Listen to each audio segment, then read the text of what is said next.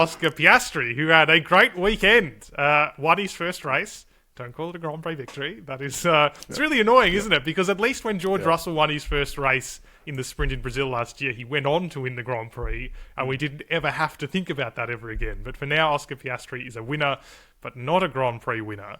But still a very, very comprehensive weekend for him as career best Grand Prix finish. God, it's getting complicated to say, isn't it? On Sunday with second place. Really strong weekend for McLaren overall. Both drivers on the podium, 2 races in a row. Let's stick with Oscar for now, though. He's had fairly complete weekends in the past. Up until now, we're talking about Belgium as being a really solid one. Was this his most complete performance? It's a really good question, and I think you'd have to come up with something pretty special to say no to that, because in Japan, he was very good, but by his own admission, he struggled with tyre degradation. Now, obviously, we had the stuff with Pirelli in Qatar that meant it was an issue, but it was less of an issue, which effectively turned it into a sprint race. But throughout the weekend, there were signs that he'd managed his tyre deg better. He'd learnt that lesson. Suggests he's a more complete driver, and therefore, by default, is a more complete weekend. He was fast in qualifying. Lando Norris is kicking himself that he wasn't on pole for either the sprint or the Grand Prix itself, but he didn't do it. Oscar did, and he got he got the results. He doesn't matter, coulda, shoulda, woulda, as Lando says. Oscar delivered. He didn't let that pressure get to him where it did get to Lando, and that's exceptional. He's done 17 races in his entire career at this point as Oscar Piastri, and he's just driving at a phenomenal level at the moment. He's still learning. He hasn't reached his full potential yet, and he's already on par with Lando Norris. I mean, this is exceptional. He, in the sprint, he had to fight for that. He lost position. He had to repass. He had to manage his pace, and then fend off the advances of, the world champion elect in the final laps there, and he didn't put a foot wrong. It's brilliant. It really is. I can't think of too many drivers. Perhaps the only other one that springs to mind is Jacques Villeneuve in 1997 when he came into a genuinely world championship winning car. 1996, sorry. Almost won his maiden Grand Prix. There's not been too many rookies who've come in and been immediately successful the way that Oscar is proving to be. Lewis Hamilton as well. Obviously, can't forget Lewis. He was in my circle of greats. He's at that table up the back of the restaurant. But it goes to show that it doesn't matter what team you're driving for. If you have that innate ability, it shows through. And Oscar's demonstrating that. It was his most complete weekend by some margin.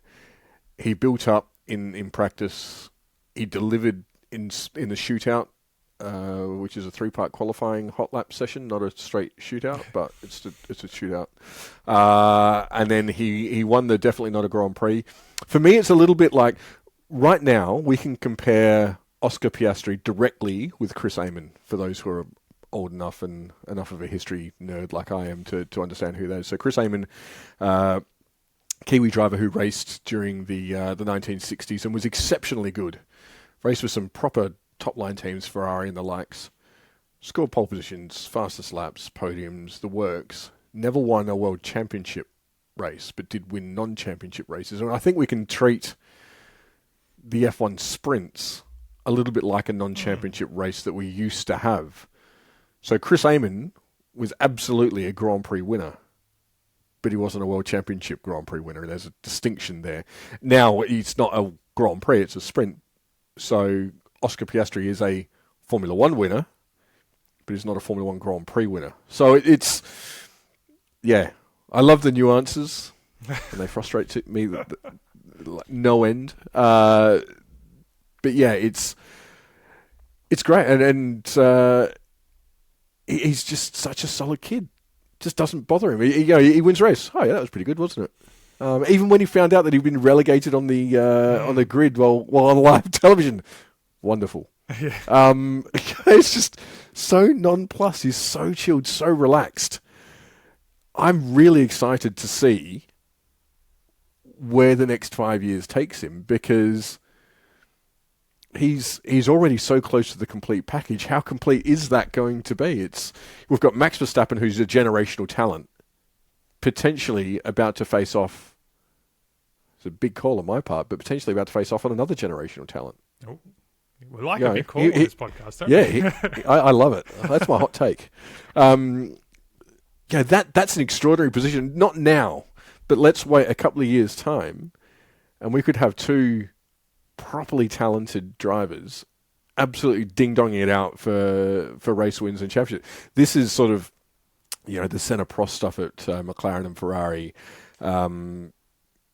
Those sorts of battles, the Hunt and Lauda stuff, although Hunt wasn't really a great like Max is. I think Max is already better. But it's those sort of battles, Hakkinen and Schumacher. That's what we're on the precipice of looking, and that's where I think we can read out of... It's a big call, but that's what we can read out of the Qatar weekend, because I'd have put it in the fence under that sort of pressure, absolutely guaranteed. And I think a lot of drivers would have, at least run wide or made a mistake and opened the door for an opportunity, and he didn't. It's brilliant. I don't even know if I made it out of pit lane. Never mind putting in the fence. I'd have stalled getting out of the box. Yeah, exactly. It is really. What I enjoyed about this weekend from the Oscar perspective was that we saw some of what we saw in Japan and some of what we've seen all year, but we're now seeing it in the context of the battle for poles and victories, which is that he's very thoughtful, really thinks about the way he's approaching weekends, where he's finding performance.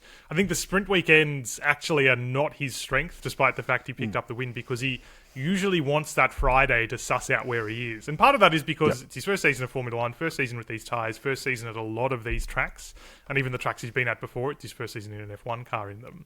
And we sort of saw that. He's qualifying, eventually had the lap deleted. He was in the top three initially. It's coming back to me now, this late night and all these changes of position.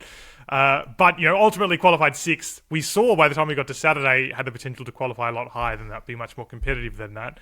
And then in the sprint, obviously ground out a victory. And then in Grand Prix Day, superb start, finished second, held off, and we'll talk about in just a second, in Lando Norris in the battle for the podium. We can see linearly through the weekend this progression. And I really enjoyed that you could see that at a brand new track for a lot of people as well. So he didn't have a lot of data to fall back on as his guide, I suppose, and still delivered these really good forward momentum results and delivered this victory of sorts. I don't know, I don't mind the analogy to non-championship Grand Prix, I suppose, but then you're using the word Grand Prix again, and it's getting a little bit complicated for my liking. But let's talk about the context with Lando now, because the Grand Prix did offer us this almost tiny little flashpoint, didn't it? Where Lando Norris recovered from not as good a start, a little bit of chaos on the first lap, was up to third in that final stint and was looking like potentially the quicker driver. McLaren used team orders, though, to keep him behind to ensure Oscar finished second and he finished third. There is a broader context here, of course, the tyres, which were always in the background at risk of failing. So minimising the pace where you were able to do so, as Max was doing in the lead, was just the sensible thing to do. There's no point wasting rubber racing. And there was also this spectre that didn't end up happening of George Russell potentially coming up behind them. But what really interested me, Matt, was that after the race, Lando Norris was obviously asked his thoughts. What do you think about the race?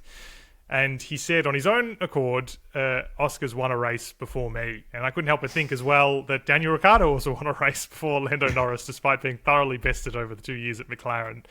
And Lando had a bit of a weekend of frustration and mistakes, and he sort of admitted that himself.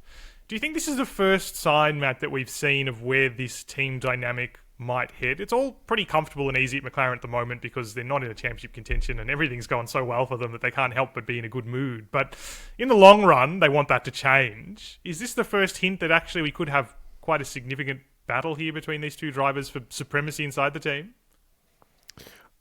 I wonder if there's a little bit of insecurity within Lando.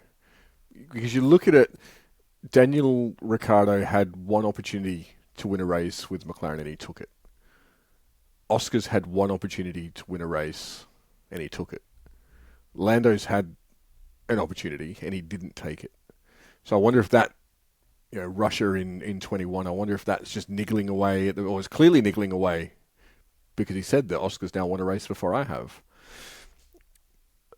I wonder if it's more to do with a hang-up regarding that first win more than anything. These are supremely competitive guys. If they're going to the deli to buy some milk, they want to be first there.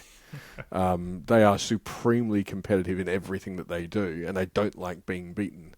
It's why they do what they do. They don't hang around for 20 years in Formula One necessarily because they want to drive a Formula One car, although that's certainly an appeal. You talk to Fernando Alonso, and what he talks about is the competition. You talk to Lewis Hamilton, he enjoys the competition. That's what they like, that battle of wits, of ability, of supremacy, whatever it is. And I wonder if that's what's going on with Lando. It's that at the moment, when there's been something on the line worth fighting for, he's lost out in that battle, and that's stinging a little bit. Now, obviously, his comments there were made very much in the heat of it. The adrenaline still would have been pumping through the veins. I don't think there's going to be any real niggle there initially. But it will be, if they get into a championship fight, I wouldn't be surprised if it turns a little bit Mercedes, if that makes sense. Oscar is pretty amicable at this point. But when he's been asked to move aside, it's for 7th, 8th, 12th, whatever. Are they going to do it when there's a podium, a win, a championship on the line? Yeah, probably those conversations wouldn't happen anyway, but would they pull out of a move if they're battling one another? I don't know that Lando would. I don't know that Oscar would. I think we need to see more as well, and we need to see it when the pressure's properly on. Lando played the team card again. McLaren has long said this year, and it's a point that came up, when was it, the Hungarian Grand Prix, when Oscar was pitted first and strategically disadvantaged because of that. Andrea Stella, team principal there, said the team comes first. In Qatar, that was demonstrated perfectly because Lando was faster. But even if Lando had got past, McLaren were going to finish second and third. So what's the net result to the team? There's no pressure coming from behind at that point. The George Russell challenge faded very, very quickly. They're not going to get Max. He's clearly managing his pace. So why risk the cars? Why put them in a position where they could trip over each other, where a lock brake could see them slide into another? So at the moment, there's nothing on offer, and it makes sense. But I think in time, when there is something on offer and there is something worth fighting for, not to say that the podium isn't worth fighting for, but ultimately their battle is the Constructors' Championship rather than an individual battle. As soon as that changes, I don't think they'll be quite as happy to adhere to team orders, and I think it will become a little bit more fraught, like we used to see with Lewis Hamilton and Nico Rosberg, and that how they then manage that will be critical because it can be managed. McLaren managed to do it to an extent. We've seen other teams do it over the years as well, but it gives the hint that Oscar and Lando won't take it to the absolute extreme, but they'd certainly be willing to throw an elbow to make a pass. I think that's the way it will go. That's my read on it, but it's still far too early to tell that there would be a problem. I think it's a very rambling answer, wasn't it? No, but I mean, you covered a lot of good ground, so I'm very pleased for it. I think the step Oscar takes from this year to next will be really important in that story, because he will take the step undoubtedly when he processes this whole first season. And then I think it's a matter, and it's something we said at the start of the year, and it was sort of self-evident, but it's much more pertinent now that we know just how well Oscar's performing in this debut season, which is that he has less to lose than Lando does in this situation. Now, over the balance of the year, Lando has been the faster driver. There's been no doubt about that. But as you summed up really well, when it's really come to these big results, Oscar's been normally making fewer mistakes. In fact, I can't really think of any mistakes he's made most of the year that have really cost something. Whereas Lando now this weekend, you can say, well, he's made some mistakes that cost him a chance at what was ultimately second place or the win in the sprint.